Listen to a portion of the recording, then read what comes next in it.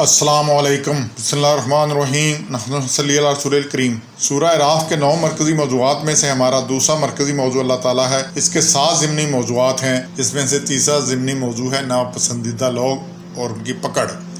اب ایک بات سمجھ لیں، جو اللہ کے ناپسندیدہ لوگ ہیں، اللہ نے ان سے جنت نہیں بھر لینی۔ ناپسندیدہ لوگ کدھر جائیں گے؟ وہ اللہ کا عذاب جھیلیں گے اور یہ اس میں پکڑے جائیں گے۔ اس لیے ناپسندیدہ میں نہیں آنا، ہم نے اللہ کے پسندیدہ لوگوں میں آنا ہے۔ ہمیں کوئی ناپسندیدہ وہ بندہ تو کیا ہم اس کو گھر میں آنے دیتے ہیں کہ دفتر میں نوکری دے دیتے ہیں؟ ہم کیا کر لیتے ہیں اس کے ساتھ؟ تو کیا اللہ نے کیا کرنا ہے؟ ناپسندیدہ لوگوں کو اکٹھا کر لینا ہے؟ یہ ایسے نہیں ہونا۔ تو اس میں سے جو 6 پوائنٹ آ رہے ہیں، ہم نے ان چیزوں کا دھیان رکھنا ہے۔ تو پہلی بات ہے، اللہ تعالیٰ فضول خرچ لوگوں کو پسند نہیں کرتا۔ یہ آیت 31 میں ہے، لا یحب المسرفین، اسراف کرنے والوں کو پسند نہیں کرتا۔ اسراف کیا ہے؟ ضرورت سے زیادہ خرچ کرنا۔ 1 روپے کی ضرورت ہے، 2 روپے خرچ کرنا، یہ ضرورت سے زائد خرچ کرنا ہے، اسراف ہے۔ اور اچھا، جس کی ضرورت نہیں ہے اسے تبذیر کہتے ہیں۔ اسے کیا کہتے ہیں؟ ایک سرے سے ضرورت نہیں ہے کسی چیز کو خرچ کرنے کی، اور وہاں پہ بے تحاشا یہ شادیوں پہ اور باقی جگہوں پہ اور کیا کیا کچھ اللہ تللے ہوتے ہیں، تو اس پہ اللہ یہ تبذیر ہے جس پہ ضرورت ہی نہیں سرے سے۔ سورہ بنی اسرائیل کی آیت 26-27 میں ہے کہ اللہ تبذیر والوں کو پسند نہیں کرتا، یہ شیطان کے دوست ہیں۔ تو اسی میں تیسرا پوائنٹ ہے، اللہ تعالیٰ حد اعتدال پار کرنے والوں کو دوست نہیں رکھتا۔ یہ 55 آیت کو ضرور دیکھیے گا کہ اللہ تعالیٰ لا یحب المعتدین، جو اعتدال سے آگے نکل جاتے ہیں، جو حد پار کر جاتے ہیں۔ اور یہ آیت ہے دعا کیسے مانگے؟ اللہ نے کہ تضرع سے اور خفیہ مانگے اور اس طرح سے مانگے۔ اس آیت کو دیکھیے گا، دعا میں بھی شدت اختیار کرنا، ایک حد پار کر لینا، چیخ چپاڑا کرنا، اور جناب یہ بڑا کچھ ہونا۔ ہاں، اکیلے بیٹھے ہیں تہجد میں اللہ سے رو کے دعائیں مانگے، سب کے سامنے بیٹھے ہیں وہاں سب کے سامنے ہو رہا ہے، اللہ تعالیٰ دعا میں بھی اعتدال کو سنبھالنا ہے، اعتدال رکھنا ہے۔ تو جو اعتدال نہیں کرتے اس کو اللہ دوست نہیں رکھتا۔ تو یہ اللہ کے دوست نہیں ہے، پسند نہیں ہے۔ تو ان چیزوں کا اسراف کو، تبذیر کو اور اعتدال کو رکھنا ہے۔ دوسرا پوائنٹ آیت 44 میں جی، ظالموں پر اللہ تعالیٰ کی لعنت ہے۔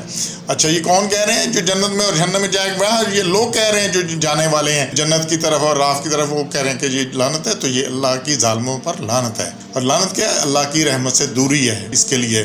اچھا جی، چوتھا پوائنٹ اور 5واں، اس کو دھیان سے دیکھیے گا، احکام الہی کی قولاً یا عملاً انکار کرنے والوں کی آہستہ آہستہ اس طرح سے پکڑ کے کہ انہیں احساس تک نہ ہوگا۔ 182 آیت میں ہے، اور پھر 183 میں ہے کہ پکڑ سے پہلے ڈھیل مگر پھر شدید گرفت ہوتی ہے۔ 183 میں یہ 2 بڑی اہم باتیں ہیں، اور یہ اللہ تعالیٰ کی سنت ہے کہ وہ مجرم لوگوں پر سزائش اور تنبیہ کے طور پر پہلے چھوٹے چھوٹے دکھ اور تکلیفیں نازل فرماتا ہے۔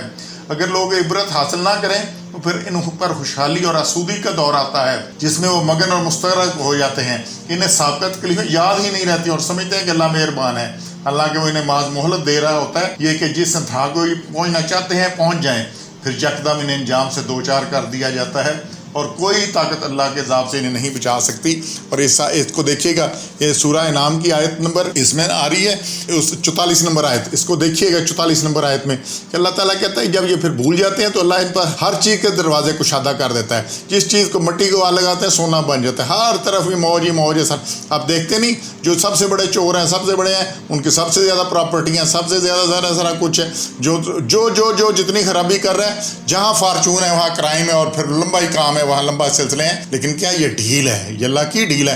آنا تو اللہ کہتا ہے میرے پاس ہے، اور جو کچھ اکٹھا کیا ہے چھوڑ کے آ جانا ہے، حساب میرے پاس لے آنا ہے۔ تو پھر اللہ کیا کرتا ہے؟ پھر ہمیں دفتن پکڑ لیتے ہیں اور پھر بالکل مایوس ہو جاتے ہیں۔ یہ سورہ انعام کی آیت 44 میں اللہ نے بالکل واضح کیا ہے، اور یہاں بھی یہی بات آ رہی ہے کہ پہلے اللہ ان کو ڈھیل دیتا ہے، اور ڈھیل کا یہ مطلب نہیں ہوتا کہ پکڑ نہیں ہونی، پھر ایک دم گرفت آتی ہے، اور پھر بندہ 16 کروڑ کی ٹکٹ لے کے جا کے سمندر میں ڈوبتا ہے۔ یہ ایسی کوئی بات نہیں ہوتی ہے، پھر لمبا یہ ساتھ دینے پڑتے ہیں۔ تو اس لیے ان چیزوں کا دھیان رکھنا ہے ہم نے کہ یہ چیزیں۔ اور پھر آخر میں یہ بات آ رہی ہے جی کہ گمراہوں کو سرکشی میں بہکتے چھوڑ دو۔ ہاں، اصلاح کی کوشش ضرور کرنی ہے، لیکن یہ ہے کہ کوئی نہیں سنتا تو پھر ان سے اعراض کرو، ان سے الجھو مت، ان کو بہکتے چھوڑ دو، اللہ خود ان سے نمٹ لے گا۔ یہ ہم نے کسی کا اس طرح نہیں ہے کہ اگر اللہ چاہتا تو یہ ساری دنیا ٹھیک ہو جاتی، لیکن اللہ نے ہر ایک کو دماغ دیا، عقل دی ہے، سب کچھ سمجھ آ جاتی، ہر ایک کو اپنی بات کی۔ پھر اللہ نے نبی بھیجے، پھر اللہ نے کتابیں اتاری اور سب کچھ واضح کر دیا، اور ان کی اصلاح کی کوشش کرنی ہے۔ پھر نہیں، اگر کوئی سرکشی میں ہے تو پھر اللہ کہتا ہے ان کو چھوڑ دے۔ سبحان ربک رب العزت عما یصفون، وسلام علی المرسلین، الحمد للہ رب العالمین۔